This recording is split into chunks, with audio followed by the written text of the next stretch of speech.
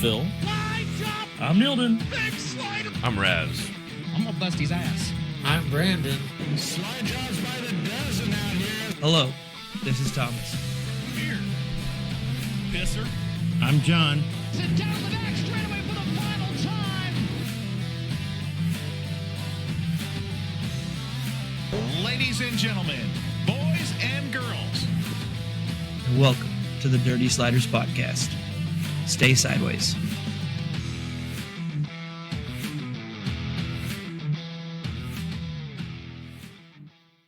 What's going on, folks? It's nice to have everybody back here on this Monday. Ladies and gentlemen, strap in, buckle up. We got some big news, some stuff that just released a couple hours ago regarding some high limit things and whatnot, and I can't wait to get this road traveled. Let's get on it, boys. Raz, what you got?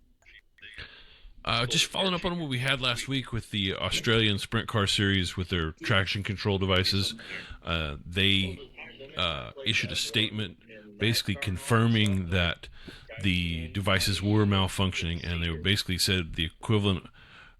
They sent them out to a engine builder. I'm sorry, I don't remember his name. It's KRE Engines over there in Australia, and he tested the unit, and he said that it basically retarded the timing by half a degree. So that was causing the performance loss. I know there was a lot of noise made about it was damaging engines. I don't see how a half a degree of timing can damage your engine unless you are doing something else funky with your engine, and that half a degree was the final straw. So they did say that they tested on cars, on tracks, and used multiple cars. And the problem is with magneto cars, which I don't understand how magneto cars can be your problem, because 90% of your sprint cars are magneto cars.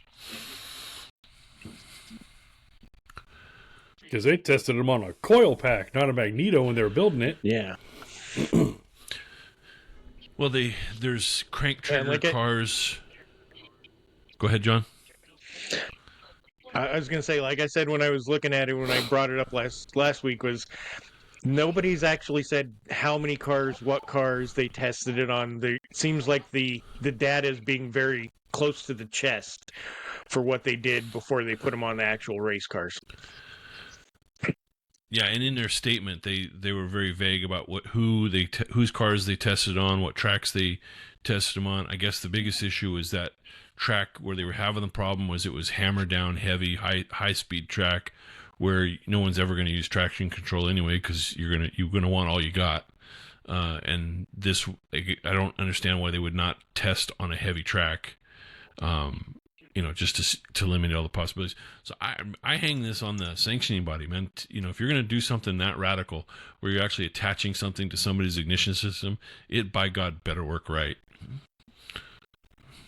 Yeah, I agree. Absolutely. I'm with you.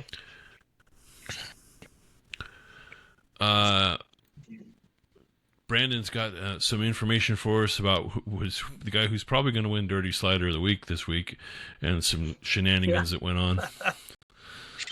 Boy, howdy, there's some shenanigans going on, but the news revolving around that is a guy that's been down the troubled path here in recent times. Garrett Smith, he got into it with Ashton Winger. Last year, they both got suspended. His dad's been suspended for fighting an official, and, well, this week's no different. Racing at, where is that, Alabama, EAMS, Eastern Alabama Motor Speedway. Ethan Dotson, a guy coming out of the IMCA Modifieds, started moving up here into the late models. Threw a pretty good one over the nose, but in his interview at the end of the race, he said it was his fault. But when he got back to his hauler, there was a hammer thrown through the back window of the hauler, and his pit cart was knocked over and vandalized. All from Garrett Smith on the receiving end of the shitty of the week. That's kind of bullshit. I know, Raz, you know a little bit about his dad he fought an official or struck an official last year or the beginning of this year. Yeah, he got into it with a Hunt the Front official, and this was they were racing under the Hunt the Front series this past week. He got into it with a Hunt the Front official, put hands on him, got suspended for 3 races, I think. I don't have the notes in front of me. I mean, we can all agree that, shit happens on the track, but you don't go into somebody's pit tearing stuff up, vandalizing haulers and pit carts, and, Well, we've all been in spots where we get mad. There's a website that I think Garrett Smith needs to use that to solve these problems. It's called racingjunk.com. Sell everything you got because you don't belong in racing. That's valid. If you're out there tearing people's shit up like that, yeah. Yeah. You got. I get it. He was pissed. He was the leader. He got his nose ran over. I get it. He's pissed, but let's be men and fight like men, and not go throw hammers through back windows of haulers and vandalizing other stuff. It kind of lumps into the same group as the clown from the Super Nationals, running that damn hauler off the road and trying to blame the hauler.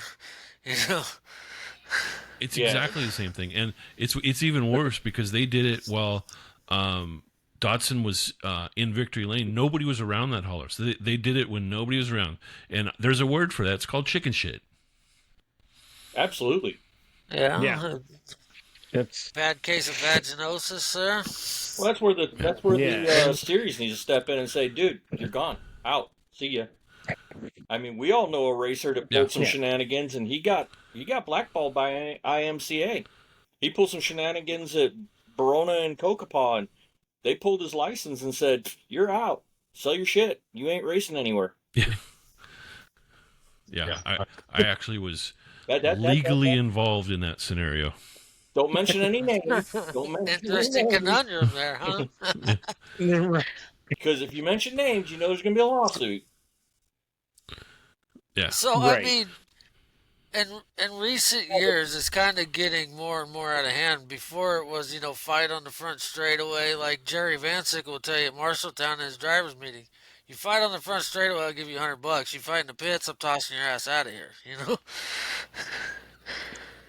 Well, in today's day Chris and Kearns age, used to say the same thing. In today's day and age, there's no that with all the lack of men, I guess you could say, you get into a fight anymore, first thing they want to do is you barely touch a guy and you get threatened with being arrested. I mean, it happened to me. A driver did me dirty, come over to my pit, and I brushed him with my finger on his fire suit, and the next thing we know, the local cop at there was like, "Oh, well, we can go hook him up and take Phil to jail. That's assault and battery." Well, actually, he said it was assault, and Marshall corrected him and said, "No, actually, it's battery, but let's get through with it." Yeah, and I told him, I said, if you're going to do it right. And I told him, I said, if that's the way you want to go, then go over there and arrest Phil. I said, but I wish you good luck. I was pack a lunch. If you're going to take me to jail, I'm going to make sure it's worth it. Hope you ate your Wheaties this morning. So we can go have fun. Do we have the video that we can pull up of that slider, by the way? Somebody got that readily available? I can see. It's in the group I'm chat. pulling it right now, buddy. In the chat. Yeah, I sent I'm it. pulling it right now, buddy. Yep. I'll have you know that the slider happened with like 40 laps to go in the main. It wasn't something that was like at the end of the race. This was mid-race. Yeah, this is a mid-race. Got it. I fucked up. It's up. Yeah, Coming up right now, boys. Oh, okay, yeah, you that was got a it. little bit before the slider window of opportunity opened right there. Slider done to him. Yeah. Was he out of the race? Did it wreck him out of the race? No, I think they were both in the race. Here. No, you'll see here. It just kind of screws them up. So Ethan Dotson is the white 174 car right there. Yep. All right, here we go. Smith is the red car. So the blue one. He's the blue one. The blue car, yeah. Yeah, I was watching the other video from the Ashton Winger series. So here you go, right here. slide over the nose. It kind of messes Dotson up more than it did Smith. Because if you see, Dotson went off the top of turn 1 and 2. So he kind of messed himself up. He did park it on his air cleaner. I will grant that. Yeah. Yeah. I mean, Oh yeah, absolutely. he screwed himself more than he did the leader there. And then you said that was only 40 laps. With 40 laps to go in the race. 45 to go. 45 laps to go, and he threw that on the lead. That makes it even more of a chicken shit move to go over to the guy's hauler and tear his shit up. Yeah, I mean that right rear Hoosier was probably only a 3/4 worn right there. You sure? I mean, it did have more than one lap on it. Well, what's funny was go ahead, John. No, I think, just going straight to tearing people's crap up is, chicken shit, total chicken shit. Because I'm sure even those guys don't have millions of dollars coming in. A pit cart costs what? $4 or $5 just for the cart. $250 tools. I mean, everything's $250 a week. Do we know any Snap-on guys around here? $250 a week till your great grandkids are dead. But yeah, I start with the talk, see what he says. I mean, if Brandon said the guy apologized, said, "Yeah, it's my fault," be pissed, yell at him, walk away. I think he was more pissed that he got a dirty slider thrown on him. Ethan Dotson messed himself up more than he did him, but Ethan Dotson came back to win the race. So I think that's where he got a little butt hurt. Well, I mean, we've all been there, and I will tell you this: if someone does me dirty and wins, it's kind of a double whammy. It does hurt a little more. Yeah, but it does. But did you ever go tear somebody's shit up in their pits? Their face. Not without them there. That's my point. It's like, no, you go to an empty pit. Does the clothing they're wearing? Does the clothing that? Huh? Yeah. Does the clothing they're wearing count? No. They're present. Yeah, the chicken shit part is doing it when no one's there. Yeah, for sure. I've only torn up stuff in the pits that belong to me usually. Yeah, I've thrown some shit a time or two. I've lost a wrench or two. I've lost a Nerf bar. All right, so no, Neil didn't lost the Nerf bar. Yeah, go watch the old Soper YouTube videos lost for that a microwave. one. Don't worry about it. Somebody ran that Nerf bar over. That happened at Pahrump. Somebody ran that Nerf bar over, and it shot 100 feet in the air. I'm not kidding. Yeah, it was gone. We never got it back. You didn't want it. I didn't want it back. It was gone. Soper, you get a new microwave this week? No, but I think old Tim did. All right, so High Limit released their schedule. Thomas, you want to tell us about that? Yeah, I'm so excited about it. So they're going to start off in Vegas. It's kind of a big deal starting off in Vegas and not somewhere down south or out east somewhere. It's typically like World of Outlaws, both late models, sprint cars, a lot of the regional stuff out that way. All starts down in the Florida area, January, February timeframe, but looks like March Speed we're going to weeks, start baby. out in Vegas. Yep. what's February they're the going to opening start week March. for that? It's the first week of March, I think. I was trying to who's pull up going the to article Vegas? right now so I can remember. No, so Who's I thought going to about that, Vegas with Brandon. us? Okay. No, I thought got about that, Brandon, but it's also NASCAR weekend in Vegas. So it's High Limits and NASCAR combined that weekend in Vegas. It works Good out luck for getting Kyle a Larson. hotel room. Yeah. Yeah. That's getting it. If you do get a hotel room, it's going to be $1,500 a night. I think we know somebody with a motorhome. If we pitch in on gas, we might be able to get the guy to go. Hey, gas ain't gonna get it nowhere. That bitch is diesel. This is Oh, diesel fuel. We can pitch in on that, Bill Bridger. Let's go. I'm down. So it starts in Vegas and it turns into This a is West their- Coast swing. Yep. Yeah, so this is their first month, right? March. You've got Thursday, March 13th and Saturday, March 15th in Vegas. You've got Wednesday, March 19th in Tulare. Friday, March 21st in Bakersfield. Saturday, March 22nd in Paris. By the way, excited to have some 410 wing cars back at Paris for the first time in a couple years. Heck yeah, that's gonna be a bitchin' show. That track is great. Yeah, I'm going. I'm definitely going. And then Friday, March 28th and Saturday, March 29th. We kind of hinted at this because we saw it coming, but Central Arizona and Casa Grande. That's Hats going to be off pretty down cool. there, boys. That's a big deal because, I mean, Central Arizona has gone through a lot of revamping. So that's pretty cool that that place was dormant for a while. And then now they're starting to rattle off some pretty big races here and getting the high limit. And there's got to be a huge deal for them. I sure hope so. I just don't want to see what happened to Cocopah happen in Casa Grande. So we knew when Brad Whitfield posted that that was pretty much a done deal.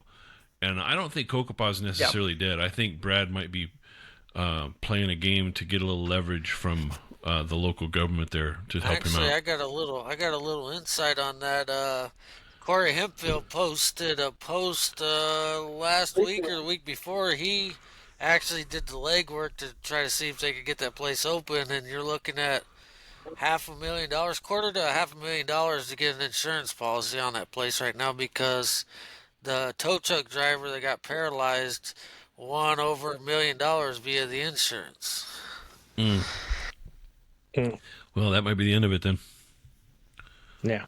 Damn so it. The place is uninsured When did that happen? unless you got. So last year at Winter Nationals actually is when that tow truck driver got hurt. Obviously, tough deal getting paralyzed. He deserves his $1 million from the insurance because I'm sure that doesn't touch, what he's going through. It's just, I mean, quarter to $500,000 to get an insurance policy on that place is going to be pretty unobtainable considering you don't get any fans down there. And really the only time the place is packed is Winter Nationals. Well, that track is brutal weather-wise. It's cold as heck on it from a spectator's point of view. And you're sitting on concrete. Well, Vegas is the same way, especially now. You got the Duel in the Desert coming up, and Vegas at night is cold. Well, at least in Vegas, there's something else to do. Casa Grande, there ain't nothing around it. Yeah, I mean, you're 45 minutes away from Phoenix. Yeah. I mean, Cocopah's got Glamis, but I mean, you've got to know about Glamis and have something, right? Well, those are two different cars from Glamis. Yeah. You're a little drive. Yeah. Well, is it?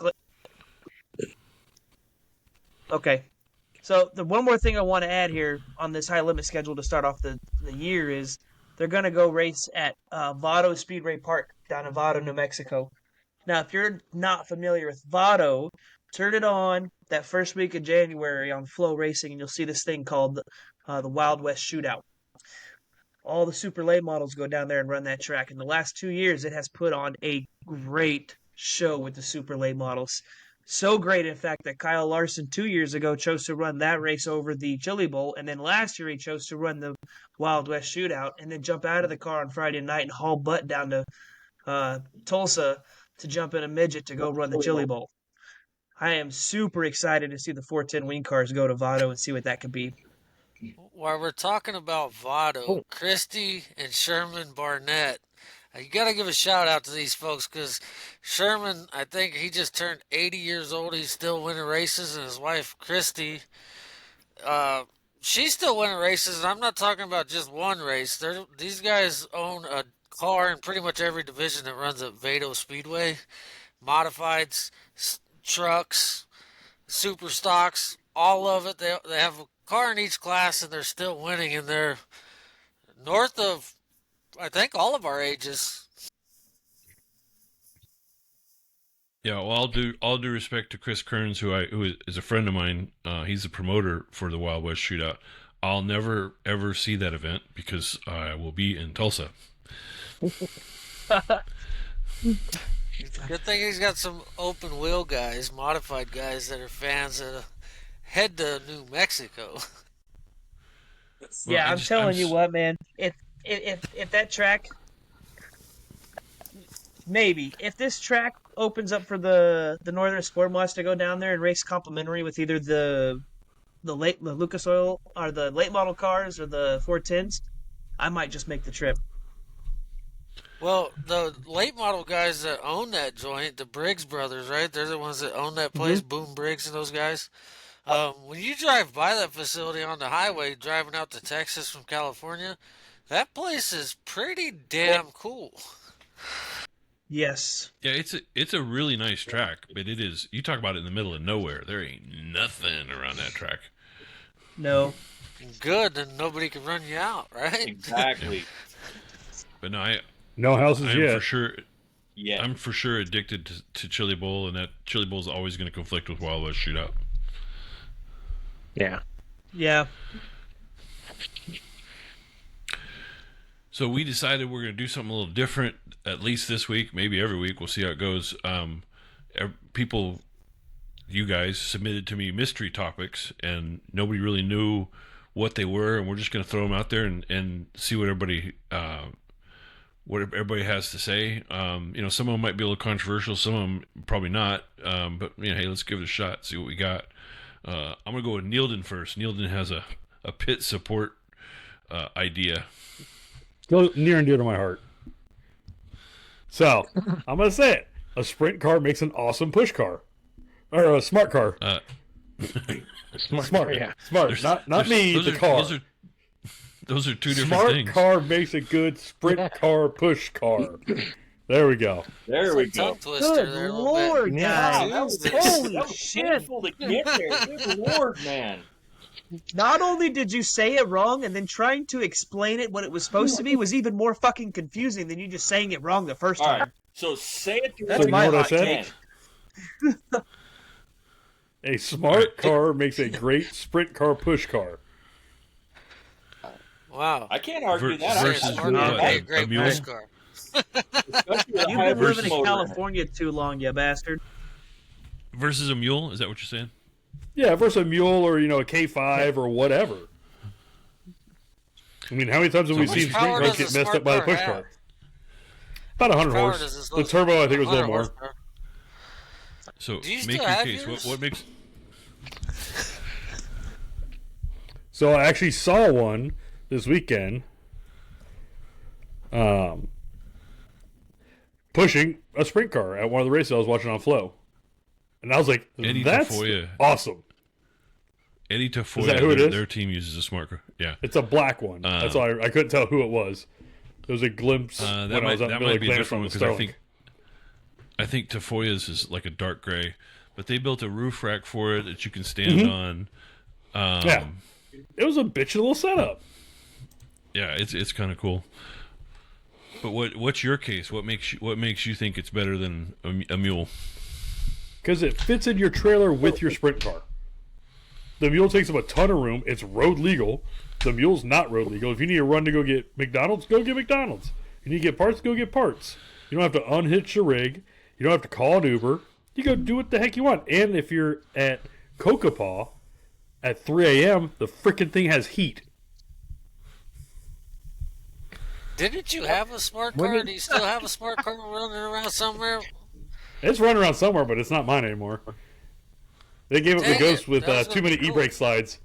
They didn't like, not putting it in neutral. Video or it didn't happen? That one's not on video at Ron's. The other embarrassing things I've done, those have been on video. I said But it's put a awesome. little- The car is tiny. A roll Once bar you get it, around the me, thing. it is a roll bar. The whole thing is a roll bar. No, I'm saying me put and it in Rags like a fit in it rollover just fine. contest. Well, they've done Put it. it in like a There's plenty of them rollover that have done contest. rip That's cages. what the- So The maybe only I'm fucking just total back aspirins on this deal here, but I thought all the mules were provided for by the track, and then Oh hell no! the crews have like their 4-wheelers and shit to push a car around the pits or whatever. No. You're The back teams normally have their 4-wheelers. The push trucks are volunteers of the local area. Yeah. So a mule I.e. equipped. provided for by the track. No, it's not they're provided. not.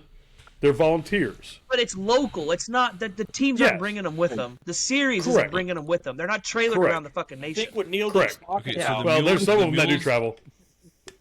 The mules that the team has with the toolbox mounted on the back and the spare parts, the front axle hanging out over the windshield and the jack and all that. Those are the teams have Yep. those. They go in the trailer. Yes. And Yep. this might knock your socks off. A fully outfitted mule. This is without putting a tool or a piece of equipment in it. Just the toolbox and the modifications to turn it into that. 50 G's. Yeah, Ouch. and they're not they're not the push trucks that start them. These For are a what the dirt track guys take chase truck? to the hot pit to fix the car. That's just a hot bit car. Yeah, it's a dirt track chase truck. Yeah, but no, right. the push It's trucks an are off-road chase usually truck, yep. usually Yeah. the push trucks are usually sprint car fans who get let into the track for free. They might get a little bit of money for fuel, and they will push the sprint cars off, or the midgets, as the case may be. And I think we've all Yeah. seen videos of those push trucks fucking up and pushing a sprint car into a wall, or you know, you got to be careful on Yeah. who these push truck drivers are. And tow truck Well, drivers. it's not easy. It is. There's an art to it, and it's not just simply line up behind them and take off. You have to be aware that the rear tires on these cars are locked up until they start running, and they will slide and squirm all over the place, and you need to slide and squirm with them to keep from running them over. And we've all seen. I saw a Jeep go right over Brody Rowe's right rear, took out the right rear tire and the right rear shock. Fortunately, the track let them fix it and get back out there, but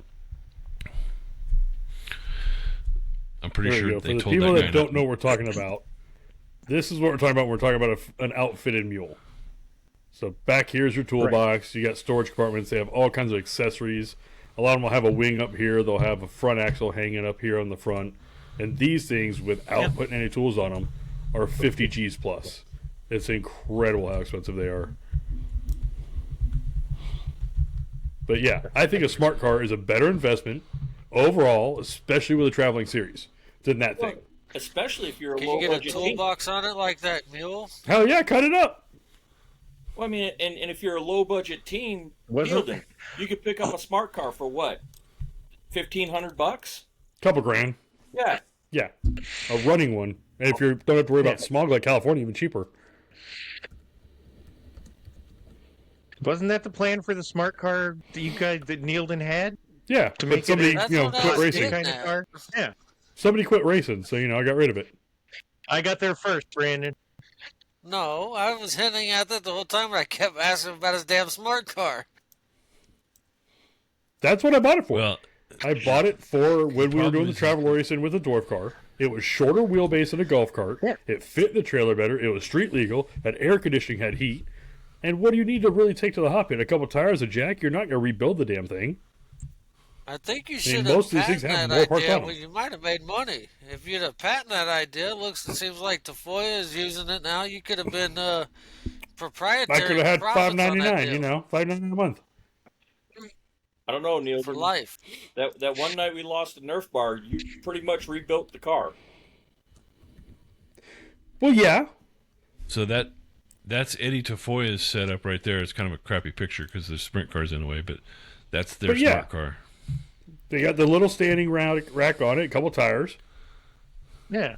It's not hard to push these cars unless it's a wet, sloppy track. I think that is an awesome use of your time, your resources, and the equipment you have available to take with you travel racing. Absolutely. And if you don't like it, screw you. I like Yeah. it. 2 thumbs up. Good point, Neilden. Here's a gold star. I think the only real advantage you have is heat in the winter and AC in the summer. That's, to me, is really the only real advantage. And then the money layout. And street legal. Street legal. Yeah. Yeah, there's that. You can make a food run or a parts run or whatever you need. BWERRUN. Exactly.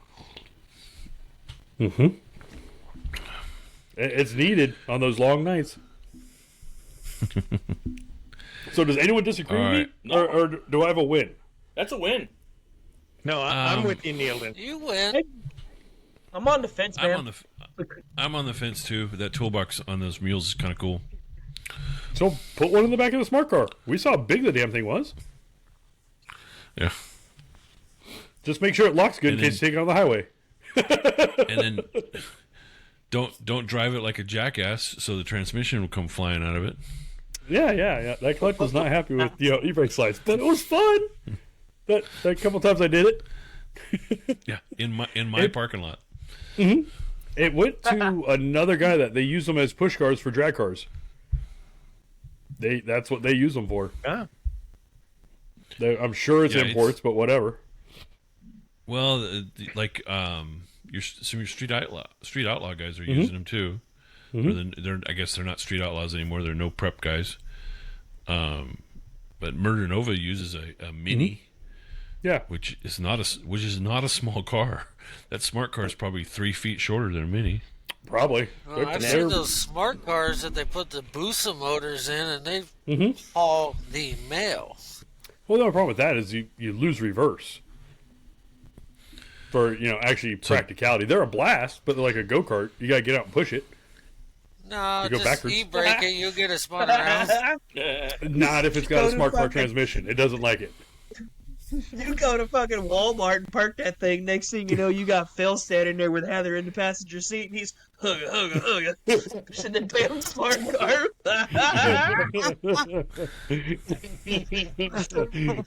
Hit the brake! No, he'll just park in a handicap spot that you can pull straight out of. Mainly handicap is allowed, right? Absolutely. Right. Hey, handicap is handicap. If you see Phil pushing it, you don't know if he's pushing it or trying to breed it. Wow. Jesus. It's all in the hips, baby. Looks like it's all in the hips. Looks like that pit crew member. John finally fired it in there. Hell. Shit, finally. He's looking like that pit crew member from the Xfinity race at Watkins Glen who jumped on the hood of the car and started humping the hill of it. You're trying to get the hood put back on. Okay. Briggs, I'll have to give you a little credit. You fired that thing in there when we least expected it from you. That's pretty good. That came in high and right. Like, I had the duck on that one. Came in high. Yeah. It's always the quiet ones. It's always the quiet ones. It's always the quiet ones. That was good. So that's what happens when I take a week off. All right, Phil. What's your hot take, Phil? My hot take, mine's a little bit more serious than what Neilden's is. We're seeing a lot of tracks closing down. Kokopaw being one for insurance reasons. It's not dirt, but Irwindale's going away. California Speedway went away with rumors that they were going to do a short track, and then the pictures coming out showing they're encroaching where the short track would be with the industrial buildings. You look across the country, there's a lot of tracks for sale that people are saying, hey, we tried to make a go of it, but we're not able to. And my question is why do you guys think this is happening?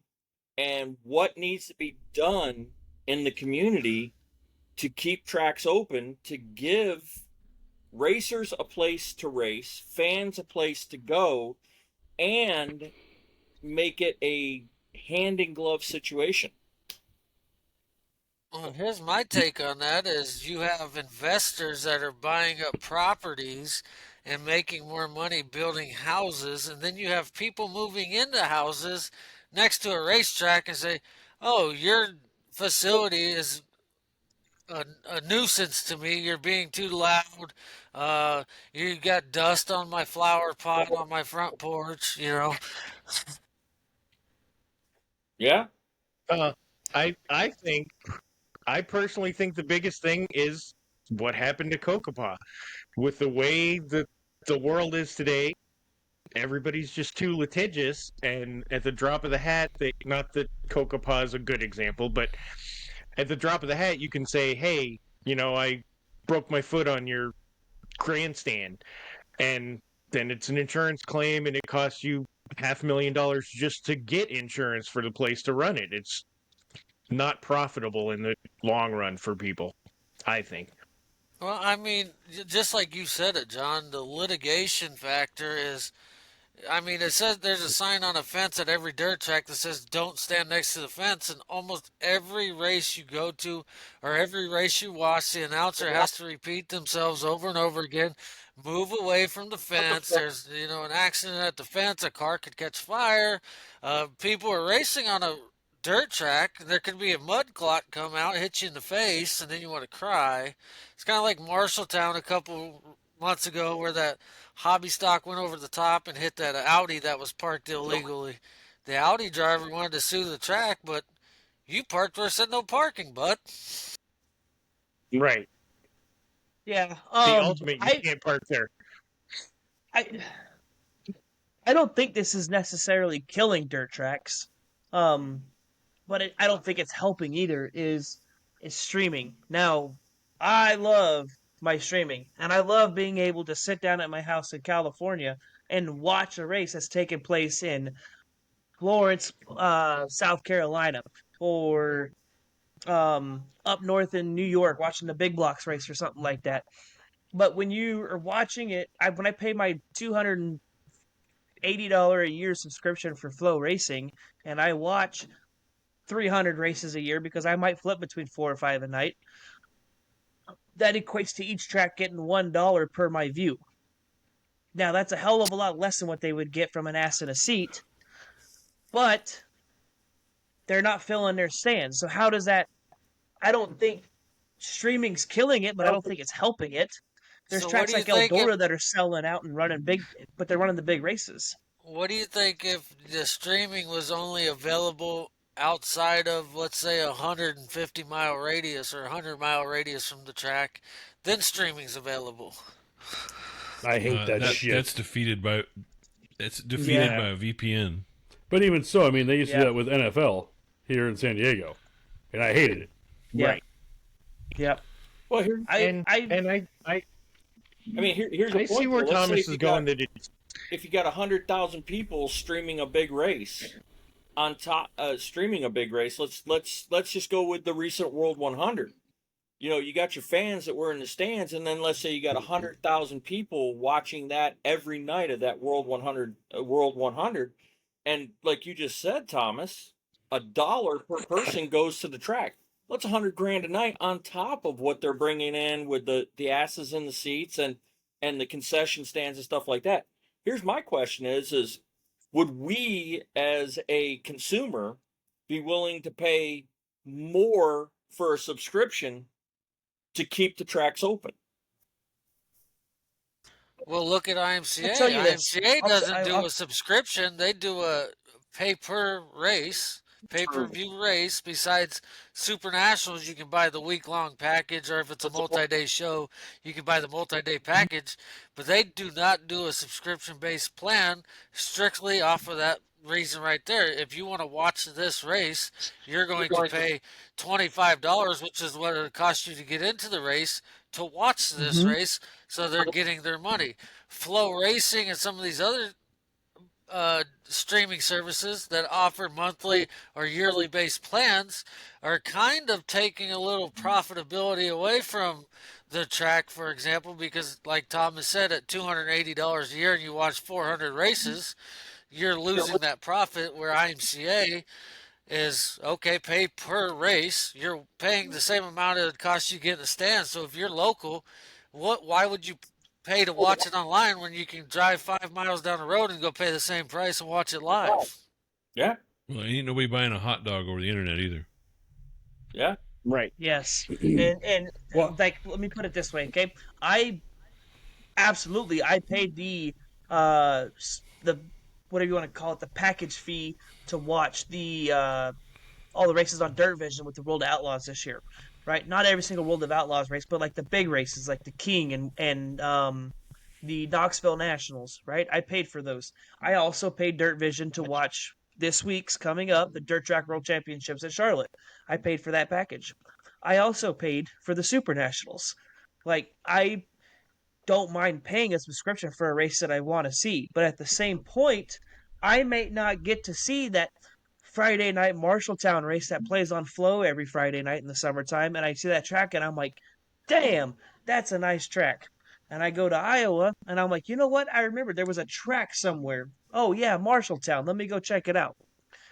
So that's why I'm on the fence about it, because you might run into a track that you see on the streamers and you're like, damn, that's a nice facility. And then you find yourself in that neighborhood and you got to go find it. So, Right. I don't know. That's where I was going to go, Thomas, is it's doing both, I think. It can help some and hurt some. Like, let's just go locally. You know, our track Verona has the 2-day show. They've had it a couple years in a row now. That's the only time they get any kind of coverage outside of San Diego.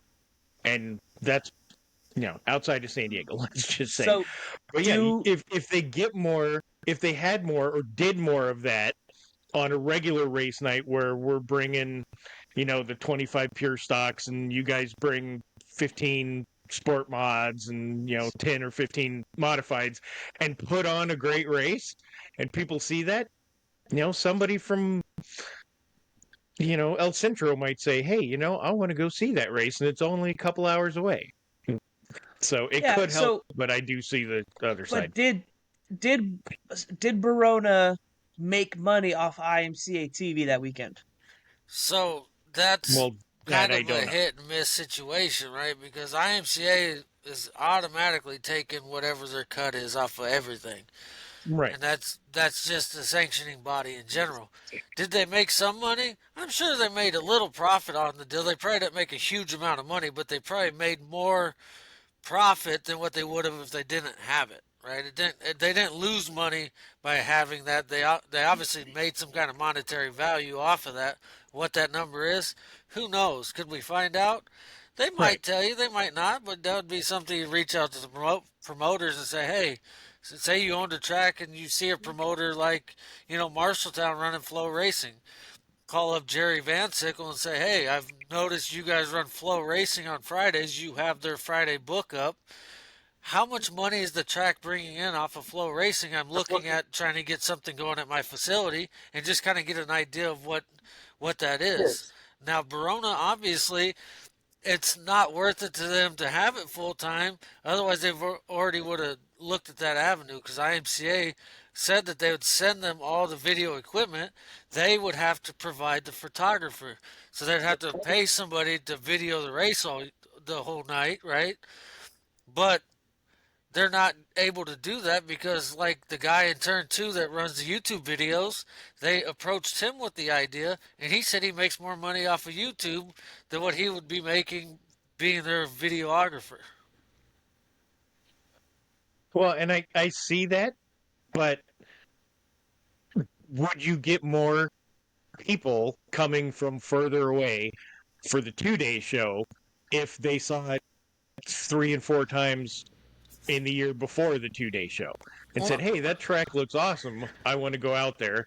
So they bring their, you know, race teams and then they bring their fans, so it's you got to do all the analysis and budget and stuff, but it can go both ways. I think it can help also. There's My a track take on in Southern... that, Bridger, is to get more people coming. Find you a big top running IMCA guy in each division, and offer them, you know, hey, we'll cover your fuel bill. You come out here and race our 2-day show, and you'll be surprised how many fans follow big time drivers around the country, and that would get you more views and more people in the stands, I'd suppose. You get like a Tim Ward or a Zane DeVilbiss. Yeah, So Tim there's a Ward, track Zane in- DeVilbiss. There's a track in Southern California that threw Flow Racing out of their track, said it wasn't worth it. So, you know, and I won't name the name of the track, but I think that says something. If they believed that it was costing them butts in the seats. Well, see, my thing is, I don't think it's even a streaming thing at all. What are these tracks doing to attract new fans? The streaming is your dirt track fans already that are going to come, going to go. What are you doing to get new fans? Where are you advertising? Well, How are you letting them know it even exists? I was here in San Diego for years, and I'm a dirt track guy, and never knew Verona existed. For years. Someone was like, oh, we go to Verona. I'm like, oh, the drag strip? No, the dirt track. There's a dirt track? Because there's no advertising. There's a little spot on the local news once in a blue moon. There's a little side radio show, but I don't listen to the freaking radio unless everything else I have is broken. Because I'm not listening to all the freaking commercials. Well, and I saw a really good quote recently. It says, to promoters, stop putting on races. Quit putting on races. Mm-hmm. Start putting on events. Yes. Make it more than just a race. And that could easily be done. How many of us have sat at a track bored out of our minds as they're doing track prep? And they could just as easily have a local band playing, in the infield while track prep's going on. You could have, a midway where, there's vendors and stuff like that and encourage stuff like that. Make it more than just hey, hot laps start at 5, and that's where a lot of tracks are doing it, is they're just putting on a race.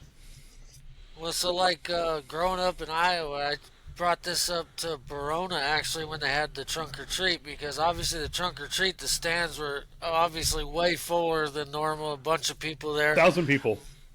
Iowa, they do like kids' car ride nights where they bring the hobby stocks on the track and they put kids in the car and they, just idle around the track one lap with kids. They do candy tosses. They do all kinds of stuff for kids. They got kids programs, you're the racer of the week and you're going to go flag a race and help score a race and meet your favorite driver. There's so many options out there to get these tracks to do more to get people excited. Like doing something for a kid. Okay, if I offer a kid, you enter your name in, you get drawn, you and your family get in tonight for free. We'll give you 4 hot dogs and 4 sodas. You meet your favorite driver, get a picture. You get to go to the flag stand and flag a race. Whatever the case may be, that gets 1, kids excited to come to the racetrack, and 2, you're bringing a family along with them, and that usually leads into them coming back again and bringing family, bringing friends, bringing neighbors. Yeah, so Well, for those of you, Raz, I know there's another podcaster out there. His channel is Dirt Tracker. He has a couple of different times, at my request via email, shouted out the Verona Speedway and said, hey, Verona's got a 2-day show coming up down in Southern California. If you guys want to go check it out and you're in the area, go see it. If you're not, you can order it on IMCA and watch it there. It's like there is ways to get the name of the track out there, especially when we're doing the streaming thing for the 2-day shows that doesn't include just the SoCal area. But the track has to take it upon themselves as a promoter and do it. It shouldn't be up to the racers to bring the fans.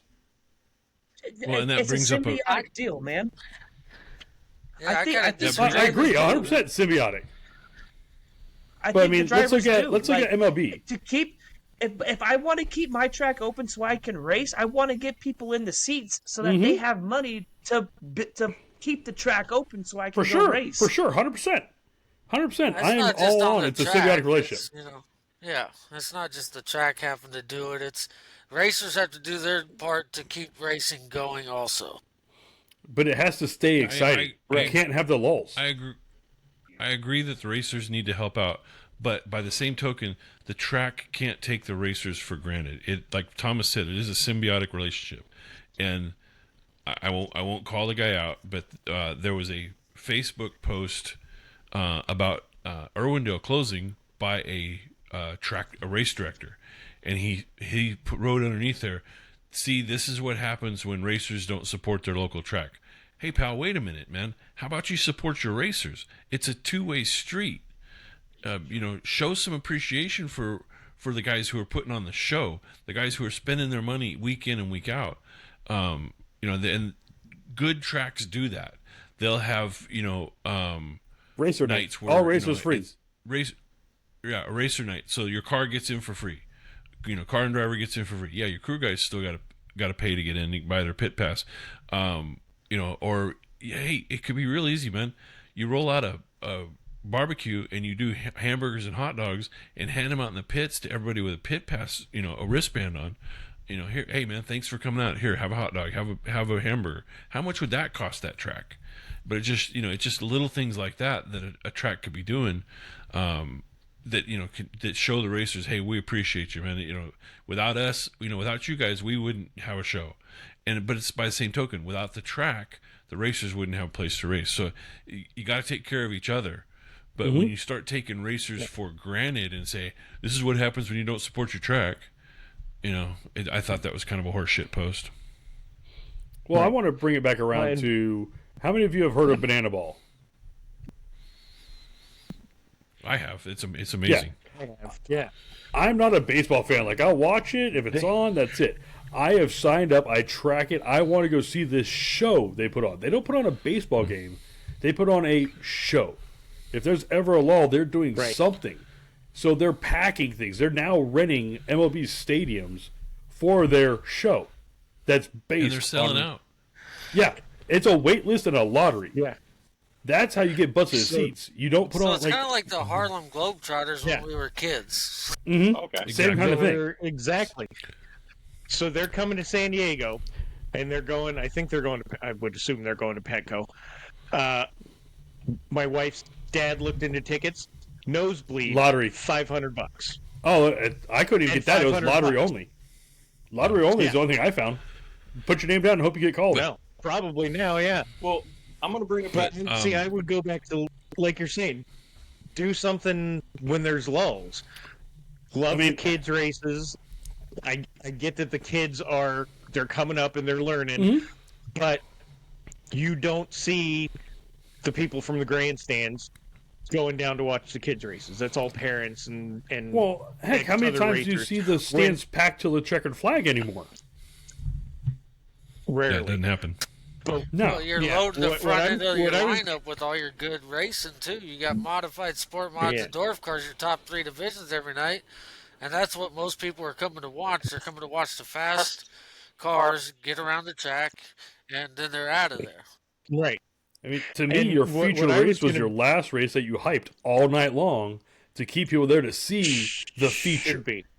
Not the first race is not the feature, in my opinion. Well, and there's stuff you could do. Like, you could do a track I used to race at did what they called a pursuit race. So one car started on the front stretch, the other car started on the back stretch, and it was just 2 cars on the track. And they raced for 5 or 6 laps, and your goal was to pass the other guy. You got to catch up to him by half a lap and get past him, and whoever could do that won. And it was, I think it was like $100 or something. But it was racers, like Pure Stocks and stuff like that, that would go out and do it. And then they got to where they did it with spectators, and spectators were bringing their street cars and doing it, which is a whole nother, ball of wax. But, Well, look at Boone just Speedway. They do the Hawkeye Challenge, and they put all the divisions of cars on the track in one race, right? And they just split it up by laps, and that is phenomenal. If you ever get a chance to go to Boone, go for either that or Super Nationals or both. Go Phil. Go Phil. So yeah, Phil's playing the trumpet. These ideas we're all talking about are great for how to keep butts in the seats. Part of what I was getting at is we're looking at some of the tracks that are for sale that the owners are saying we've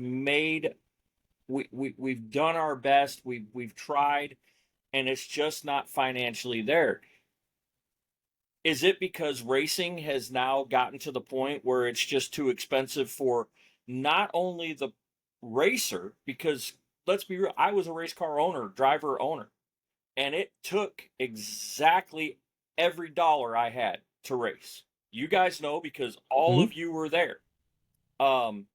Is it now where it's hitting the promoters? Where now, instead of the promoters who have been depending on us as racers to try and promote their track to get the butts in the seats, but now they're starting to hit. I mean, look at what we talked about Kokopaw. Kokopaw is looking at $500,000.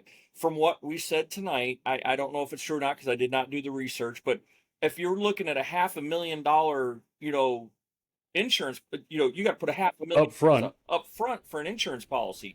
Then what is your rent? What is your cost? Is it just getting too expensive for promoters? Because it's already getting way expensive. I mean, Brandon, you run a Pure Stock. You're running against $20,000 Pure Stocks. A Pure Stock, 20 grand. I mean, my dwarf That's what a Hyundai costs now. my dwarf car, when I built my dwarf car, wasn't $20,000, and it was a brand new DNR. I'll tell you this. Top of the line. Mm-hmm. Is it getting too expensive? The guy that won 10 races in the Pure Stocks this year, his car's for sale for 15 grand. Race ready, 15 grand. He won 10 races this year. But what I'm getting at is, it just now, is it getting to the point now for not only for racers, is it just getting to the point that promoters and track owners can't afford it anymore? Well, yeah, I'm with you there because the cost of everything has gone through the roof, right? That's insurance, that's food for the concession stands, that's electricity, all those numbers have gone up. But if you look at the price for pit passes, it hasn't really gone up much, right? All this stuff has kind of stayed the same, but the cost to operate the facility has gone way up. And then drivers like, us, or not us, because we're kind of just small time doing things, but everybody's like, where's the money at? We need a bigger payout. We need a bigger payout. You don't want to pay any more money to get in, but you want a bigger payout when the track is eating way more cost than what they did 5 years ago. Yeah. Well, it's just a thought process, man. There's something I noticed. I'm seeing more and more tracks in the last year. I mean, in our private group, our private messaging group, how many times have we joked around and said, damn, we should all go in on this track and make it a personal private play area? And I mean, and tracks are selling cheap. I mean, when you look at what they're selling with the tracks, they're not going for a lot of. I mean, Raz, you put one out there. I think they wanted what, $250,000 for the track and all the equipment. Yep. I mean, $250,000.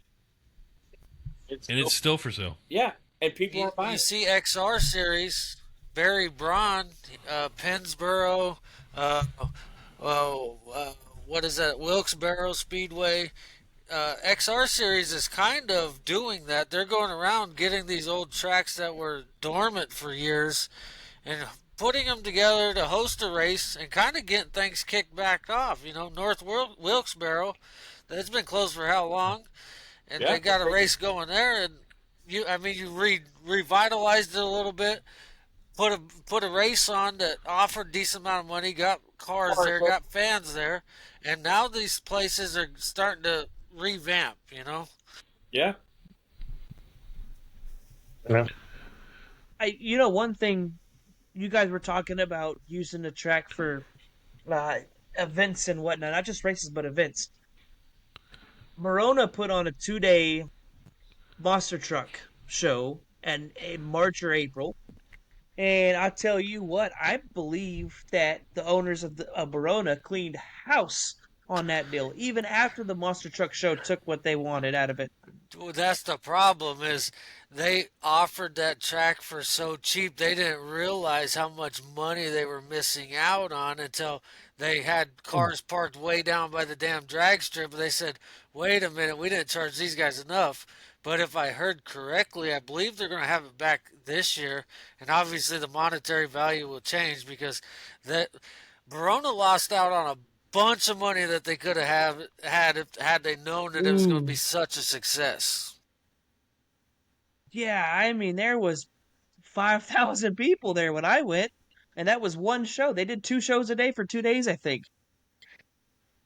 Yeah, I worked working on that deal, and I'm telling you, it was raining, and there was more people at that track than I've seen for a drag race or a dirt track race put together. But they advertised the monster truck show all over the place. Yeah, there's the key, advertising. Right, and that's what I go back to. Yes, you got to put on a show, but you got to like I said, years I was out here and didn't know that Verona had a dirt track. Had no idea. Had no idea where Verona was. I was like, what, you mean the casino? Story. I followed a damn open trailer with a modified on it because I'm a modified guy, and I was like, oh shit, there's a dirt track up here. Yeah. And that's not the way it should be, especially in your local area. I mean, granted, San Diego's a big area, but it should be something. I mean, especially with social media nowadays. Well, Neil, and look at when I first started coming to Verona, I wouldn't have met Phil unless they brought the cars up behind the stands. They don't do that anymore, but when they were doing it, they do it once in a while. look at all the kids that would come out there and families and stuff, and that gets them way more excited and involved. And hell, Oh, yeah. that got me into racing at Verona because I talked to Tom Eaton Jr. and Phil Confer, and I mean that's what got me going at Verona. And then I started volunteering. I got into racing, you know. But that's what got me there. Ultimately, is following somebody up the hill, and then too talking to them behind the stands at intermission when they had cars up there. I mean, I have a similar story. I mean, I met Phil because he was on the PA with Dirt Dude. And I was like, I gotta go meet that guy. And I was like, I can work on race cars. Yeah, sure. Come by the shop next week. Here's our number. Hey, I where you pestered at? the hell out of Phil. Every time I was on the microphone, I pestered the hell out of Phil Confer when he went to go see his fabulous parents on the front bench of the stands. Every time he'd pass by, hey, when you gonna help me work on my damn pure stock because you're fast in a dwarf car and I'm slow as shit. But two, his parents are probably the nicest people I ever met at Verona. Mm-hmm. So that's part of what you do on that downtime too, is get a racer, get the cars behind the stands, stuff like that to keep the people entertained. The kids love going down to the cars. My daughter walked all the way down the hill, and she's in a carry me right now mode, and she almost ran down to get in the race car. Oh, and I had to carry her back up the hill, but you know. Real quick, if we're bringing parents in, I have to say that yesterday was my mom's 84th birthday. Happy birthday. awesome. Happy birthday. I miss my hugs. I used to get hugs from her every race. Yep. And then when I went to El Centro or anywhere she was at, I always got the best hugs. Yep. Well, on that note, I think we ought to bring this to a close. It's been a great podcast. We had some great discussions. John, hit the social medias for us on the way out. Oh, I had So one we more got slider. dirty sliders. Hold on, we haven't finished all the dirty sliders. I have one more. All right, I actually have stuff skewed up. That's a first. get it done, son. It's First too, time for everything. too late, Neil. No. We already Hey. voted. No, we didn't. Did we really vote though? No. We just I watched think it. it's pretty Ethan Dotson threw a shitty. I don't think there's an argument here. But let's see what Neilton's got. Let's see what Neilton has. Come on, Neilton. Just thought you had So a feud up. opening I can't even He's night gonna down play in the the south, video of Carson. Could they get further away? and Oh, he got right doored. let me back it up for you. Yeah. He got right doored. Right reared. Yeah, he got Yeah. he got right reared into the wall. That's more dirty than putting your ass in somebody's face. Mm-hmm. Yeah, Like that's I'm a lot saying. dirtier. Ooh. And this is from Premier Speedway Is down in Australia. that So the guy's that's- wing flying at the end Yep, of that's that his one? wing. Yeah, That's his crush panel. All right, let's go ahead and do It's the, always a good time when the wing goes flying off. let's do the vote. Right. So Brandon's dirty All the- slider oh. with the pit equipment destruction, or All those mine in favor of opening night Ethan Dodson turn is- one. All those in favor of Ethan Dodson is the dirty slider.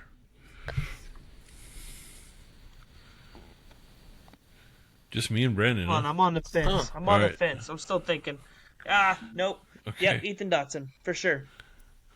All right. Oh, 3-3 Oh. tie. Well, unfortunately Ethan for Dodson. Chad Aussie. Gardner's night. Then the Aussie, I go for the Aussie because he got right reared. I'm with Yeah. Neilton. Okay. So here's the decision. thing, boys. If you gotta, Phil and John, I recommend that you guys go through and watch that video on your own laptop because it was very choppy for me on mine, so I had to go find I the believe video it. in our chat and then watch it. Now, here's what happened. Buddy got past low. He started to squeeze up high. The guy on the outside got a run, and he drove over his right rear. He didn't get right reared. He drove over his right rear. I think he got for fed the right Neilton's? rear. Yes. I think Yes. he got Well, fed. I'm gonna give Ethan Dodson some bonus points for getting his pit cart tipped over and the hammer thrown through the back window. So there's your tiebreaker. All right. There you All right, go. we'll take that. All right, we'll go. Then give it to Ethan Dodson. All right, Fine. John. Okay. Social medias. So Dirty Sliders on Facebook, At Dirty Sliders on X and at Dirty.Sliders on Instagram. Like, watch, and subscribe. We're getting a little bit of a following. Tell your friends, tell your enemies, tell your mother-in-law. Please just watch, like, and Tell your subscribe. parents. Ring the bell, Tell your get parents. notifications when we post a short throughout the week or Yeah. something like that. Neilden, where are you pointing at? Yeah. Well, I'm gonna tease a clip for You next gotta do week. the Neilden. Yeah, like, comment, okay. subscribe. And what's the clip for next week, Neilden?